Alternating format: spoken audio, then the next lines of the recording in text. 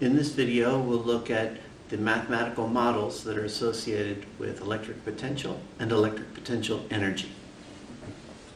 The definition of electric potential energy is that the change in electric potential energy is whatever charge you're putting into the system times the change in the voltage of that charge as you move it within the system. If you're in a uniform electric field, then the change in voltage is minus, so this is some E, so this constant electric field, times the change in the position times the cosine of the angle between the E and this change in position, this displacement.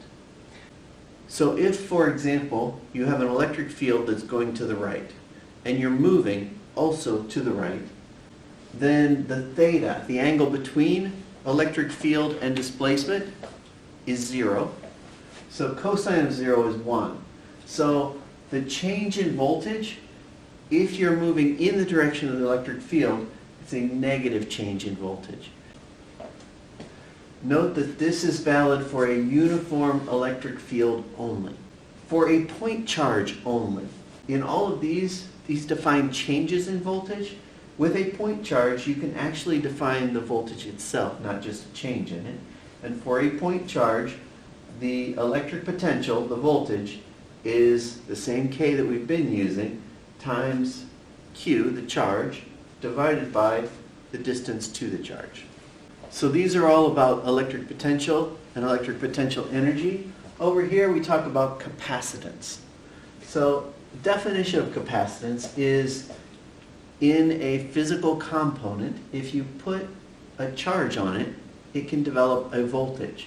And so the capacitance tells you what is the charge per volt in that element of a circuit, and that element is typically a capacitor.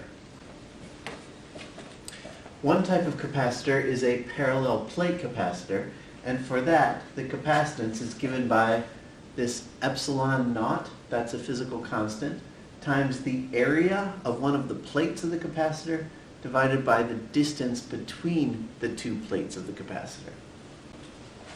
So I've drawn here, for example, two parallel plates separated by a distance d.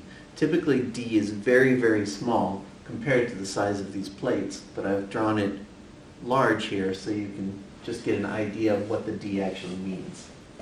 For energy stored in a capacitor, so this is U, so that's a potential energy, C, in a capacitor, is the charge on the capacitor times the voltage of the capacitor divided by 2, or charge times voltage squared divided by 2, or the charge squared over 2 times the capacitance.